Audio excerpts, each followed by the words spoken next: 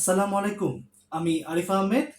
আপনাদের সকলকে আমন্ত্রণ জানাচ্ছি কাই টিভির নিয়মিত স্টক মার্কেট আপডেট ব্লগে। আজকের ব্লগে আমরা একটা খুব গুরুত্বপূর্ণ সিদ্ধান্ত নিয়ে আসলে আপনাদের সাথে কথা বলবো। সেটা হচ্ছে গিয়ে বাংলাদেশ সিকিউরিটি এক্সচেঞ্জ কমিশন খুব সম্প্রতি আজ 20 তারিখ তারা কিন্তু একটা সিদ্ধান্ত নিয়েছে। সেই সিদ্ধান্তটি আপনাদেরকে জানানোর জন্যই আসলে একটু দেরি করে হলেও আপনাদের সামনে ভিডিওটা তুলে ধরার চেষ্টা করছি।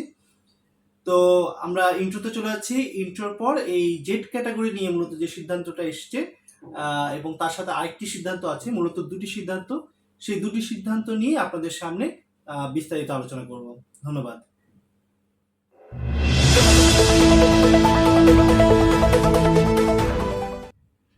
অসংখ্য ধন্যবাদ আমার ইউটিউব চ্যানেল কাই টিভি অথবা আমার ফেসবুক পেজ কাই টিভিতে আসার জন্য। তো যদি আপনি এই চ্যানেলে নতুন হয়ে থাকেন তবে অবশ্যই চ্যানেলটিকে সাবস্ক্রাইব করে নেবেন। আর এই মুহূর্তে যদি আপনি আমার ভিডিওটি ফেসবুকের মাধ্যমে দেখতে থাকেন তবে অবশ্যই ফেসবুকের পেজটিকে ফলো দিয়ে রাখবেন, লাইক দিয়ে রাখবেন। আর বরাবর তো সেই সুযোগ তো থাকছে যে একটা স্ক্রিনে দেওয়া একটা হোয়াটসঅ্যাপ নাম্বার এই মুহূর্তে আপনারা দেখতে পাচ্ছেন। সেই হোয়াটসঅ্যাপ নাম্বারে খুব সহজে আমার সাথে যোগাযোগ করতে পারেন স্টক মার্কেট রিলেটেড যে কোনো ইস্যু নিয়ে। তবে অবশ্যই অনুরোধ থাকবে মেসেজের মাধ্যমে যোগাযোগ করার জন্য, হোয়াটসঅ্যাপে মেসেজের মাধ্যমে।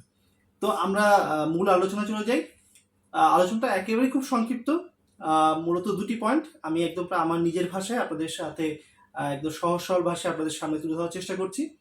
প্রথম ইস্যুটা হচ্ছে গিয়ে জেড ক্যাটাগরির বিষয়। তো জেড ক্যাটাগরির বিষয়ে বাংলাদেশ সিকিউরিটি এক্সচেঞ্জ কমিশন এই আজকের যে বৈঠক হয়েছে সেই বৈঠকে সিদ্ধান্ত নেওয়া হয়েছে যে সকল কোম্পানি 80% অর্থাৎ 80% বেশি বিতরণ করেছে, তাদের যে ডিভিডেন্ড ছিল সেই ডিভিডেন্ড বিতরণ করা হয়ে গেছে 80%, তাদেরকে আসলে আর জেড ক্যাটাগরিতে না রেখে স্ব ক্যাটাগরিতে, যে ক্যাটাগরিতে আসলে তাদের যাওয়া উচিত সেই ক্যাটাগরিতে ফেরত পাঠাতে বলা হয়েছে, নির্দেশ দেওয়া হয়েছে এক্সচেঞ্জকে। অর্থাৎ এই নির্দেশটা কিন্তু মানবে ঢাকা স্টক এক্সচেঞ্জ এবং আপনার চিটাগং স্টক এক্সচেঞ্জ। তো এটি কিন্তু নির্দেশনা দেওয়া হয়েছে Bangladesh securities and exchange commission থেকে। দ্বিতীয় যে ইস্যুটা সেটা হচ্ছে গিয়ে যারা স্টক মার্কেটে মধ্যস্থকারী কোম্পানি রয়েছে, যেমন মনে করেন আমাদের ব্রোকারেজ হাউস, তো এই ব্রোকারেজ হাউস এদের পিছনে পিএলসি লাগানোর একটা বিধিনিষেধ এসছে। তো এই পিএলসি লাগাতে হলে পরে কিছু কিছু অর্থ বা কিছু রেমুনেশন দিতে হয়। তো এটা যাতে না দিতে হয় বা এটা যাতে না প্রয়োজন পড়ে, কারণ অলরেডি মার্কেটের অবস্থা অনেক খারাপ। আর ব্রোকারেজ হাউসগুলোর আসলে তো অবস্থা, যেমন ক্লায়েন্টের অবস্থাও খারাপ তেমন কিন্তু ব্রোকারেজ হাউসগুলোর অবস্থা খারাপ। তো সেদিকটা বিবেচনা করেই হয়তোবা এই সিদ্ধান্তটি নেওয়া হয়েছে যে এই পিএলসি যোগ করতে অতিরিক্ত কোনো অর্থ আদায় করা হবে না। তো এই দুটি সংবাদ, আসলে এই দুটি নিউজ ছিল আমার কাছে। তো এই দুটি পয়েন্টই আসলে বলা হয়েছে বাংলাদেশ সিকিউরিটি এক্সচেঞ্জ কমিশন থেকে। তো এই দুটি পয়েন্টই আপনাদের সাথে শেয়ার করলাম। দুটি পয়েন্টই কিন্তু এই মার্কেটের জন্য ভালো। প্রথমটি যেমন জেড ক্যাটাগরি, কারণ আমরা দেখেছি যে মার্কেট যখন প্রথম পড়া শুরু করে তখন কিন্তু এই জেড ক্যাটাগরি ইস্যু নিয়েই মার্কেট পড়া শুরু করেছিল।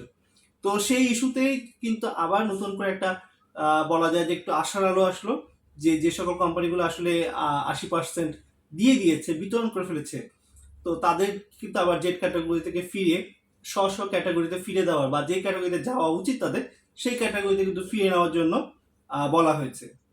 আর দ্বিতীয়ত তো অবশ্যই যে আমাদের ব্রোকারেজ হাউসগুলোর বা স্টক মার্কেট যে সকল মধ্যস্থকারী কোম্পানিগুলো রয়েছে তাদেরকে কিন্তু এটা একটা বলা যায় একটা ছাড় দেওয়া হলো, যে তাদের যে পিএলসি যোগ করার জন্য যে অর্থটা দিতে হতো সেই অর্থটা তাদেরকে আর দিতে হচ্ছে না। তো দুটি খবর বা দুটি নিউজই আসলে স্টক মার্কেটের জন্য ভালো। তো আশা রাখি এর একটা ভালো প্রতিফলন আমরা মার্কেটে দেখতে পারবো।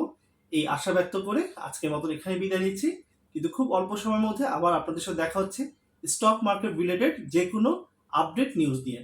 ততক্ষণ ভালো থাকবেন, সুস্থ থাকবেন। আল্লাহ হাফেজ।